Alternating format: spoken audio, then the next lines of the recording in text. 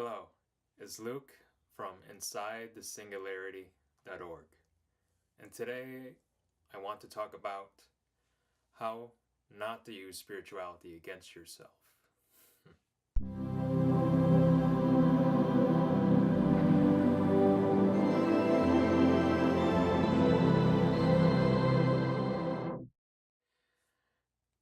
So this is a interesting topic, and this is actually something that I have dealt with definitely in the past, where my ego or my mind, or whatever you want to call it, has co-opted spiritual things that I've gathered and basically used them to make me feel worse about myself. Now I want to help you get over this part of the spiritual journey, because this is just yet another roadblock to reaching your spiritual goals, aspirations, and ultimate realization. So to start off with, I want to talk about spirituality and the ego. Now, recently I've come to realize that people confuse spirituality for religion a lot. Now I want to talk about what spirituality is. Spirituality is not a belief system. It's rather a pointer to something that cannot be said, cannot be conceived of conceptually. So, the ego, or people in general, try to compartmentalize this into a simple set of beliefs because we would like it to be really simple, really black and white. And this can create a lot of problems. This can create a lot of rigidity and really lock down your mind. And if you want to access deeper spiritual truths, your mind needs to be more open to many, many different perspectives, and not stuck in ideas of dogma, morality, right and wrong, and all these things. Spirituality is complete openness, a totality, an acceptance of everything. Now, in that way, spirituality doesn't really mean a lot. The word itself doesn't have that much meaning to it, but I guess in that way, that's why it's one of the most meaningful things ever. Because it's closer to the truth of everything than most things are. So I will make a distinction between spirituality and spiritual practice. Spiritual practice is something that has been derived from just thousands upon thousands of years of people, going out trying to understand these truths, what they learned from doing that, and giving you tips and techniques and principles to follow to achieve these things that you want to. But these principles and these rules are not set in stone. They are not as rigid as you might think they are.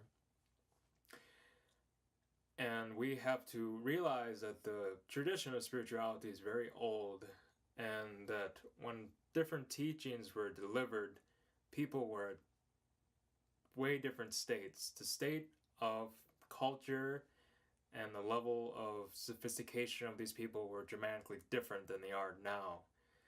And that's why I'm really big on trying to bring spirituality into a new light for a new era, to connect with the people of this era by taking what was old and making it new and more attuned to the current times and the current cultural worldviews that we have.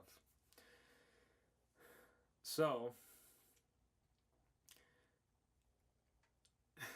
this can create a lot of misunderstandings.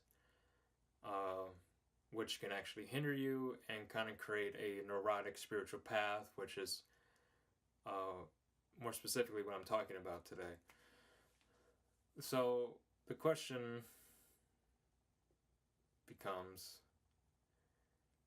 how are you using spirituality against yourself? That might seem kind of weird. How are you doing that? Well, if you are using spirituality as another way to judge yourself, if you're using spirituality to give yourself another set of rigid rules and principles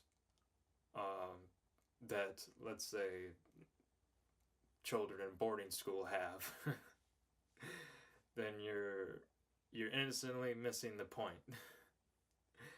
If your spiritual practice is not calming you down and relaxing you over time, then I think you have some things that you need to work through. I'm not going to sit here and pretend that there is some spiritual insights and spiritual experiences that are not traumatizing in the moment and that you heal and integrate from later. And I've had plenty of those, and I've integrated plenty of those. So, I used to deal with this a lot. I would just be sitting there meditating, judging myself on how I was meditating, like hating myself for having thoughts, and just like, how I can't clear the mind. I'm a failure. I'm an absolute failure at this and everything. And just created this insane neuroticism. I was like, I want and I need. I'm emotional. All these different things, and I was like, my beliefs about spirituality were just making my life into more of a hell, on top of just the normal pain of everyday life. So this is what I want to try to help you avoid today. Yeah. So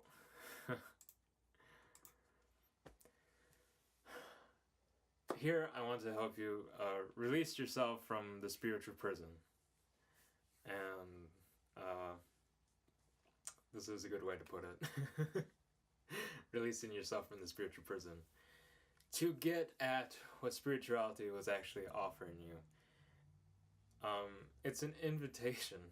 I feel spirituality is an invitation to come to know yourself and to be liberated as you are, to essentially become innocent and pure again, like you were as a child.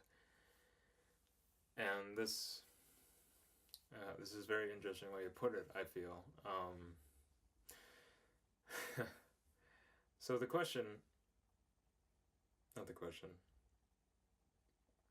how do we help the ego let go of using spirituality to basically reinforce itself? So let me talk a little bit more about what the ego is. There's many different ways to look at the ego. You can look at the psychological, scientific perspective, but for right now, I want you to think of your ego as just the aspect of yourself that does not want to be fully in the experience. And it does this out of fear in some way. Your ego is just kind of the neurotic, selfish part of you. But it's also it's also your innocence. It's what it's doing is innocent, and it's fine. I don't want to give you another reason to judge having ego here. There's nothing wrong with ego. There's never been anything wrong with ego. If ego was not supposed to be a thing, then it would not be here. But when you wake up, you'll realize that there was no ego here to begin with. But in relative terms right now, let's think of it about this way.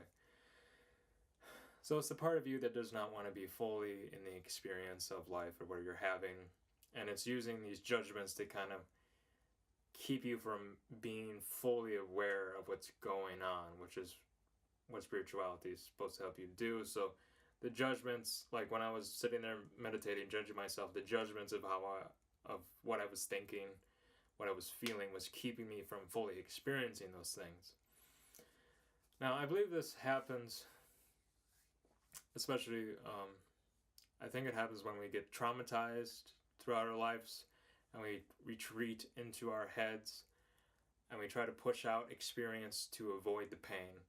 So your ego is just innocently afraid of the experience, innocently afraid of seeing what is really there. So, um,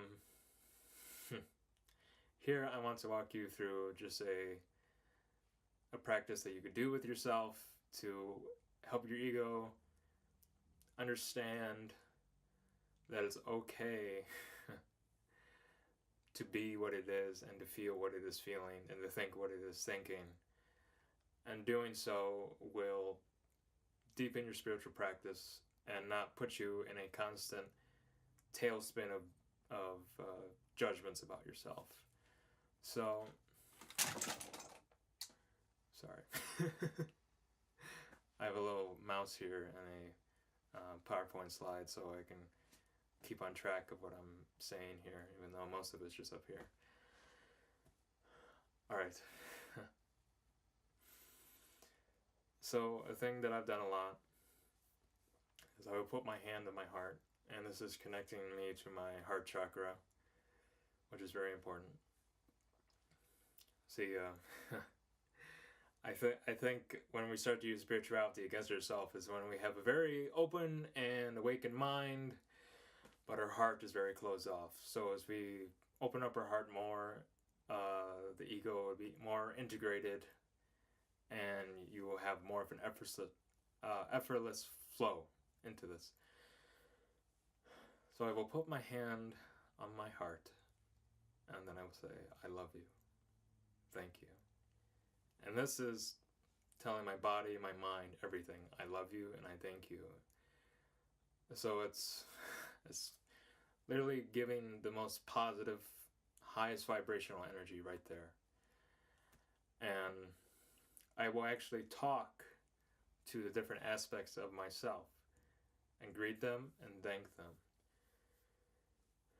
You got to think about your body, your psyche and everything is almost made up of different parts that have their own intelligence and consciousness to them. So if you treat them with respect and love, they'll be more willing to cooperate with you, and they will realize that the spiritual practice is not going to harm and destroy them.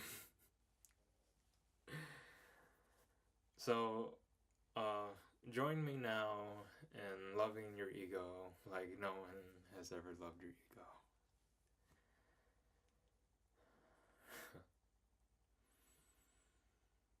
Just put your hand on your heart, and then you can either say these words out loud or in your head. I will say them out loud right now. I love you, ego. Thank you. Thank you for being my protector. Thank you for being there for me. It's okay that you judge. It's okay that you hurt. It's okay that you feel hatred. It's okay that you feel angry. It's okay that you feel sad. It's okay that you feel jealous. It's okay that you feel disappointed. It's okay no matter what you think. It's okay no matter what you feel. I will love you. I will always love you. No matter what. No matter what you do. I will always love you. You are nothing but divine perfection. You belong here.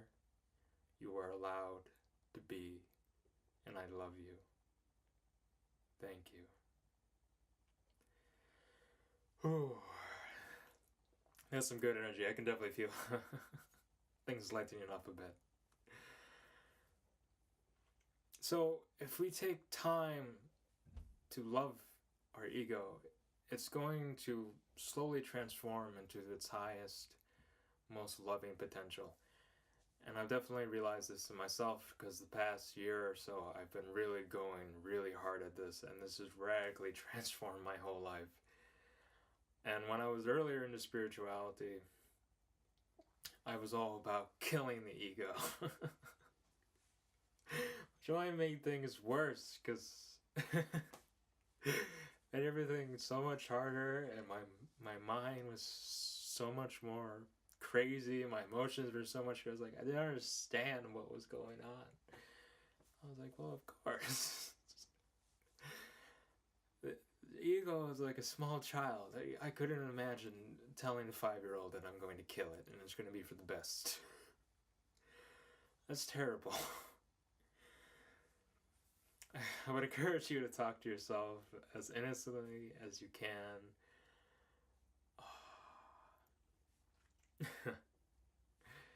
It will definitely help you heal a lot more rather than attacking yourself.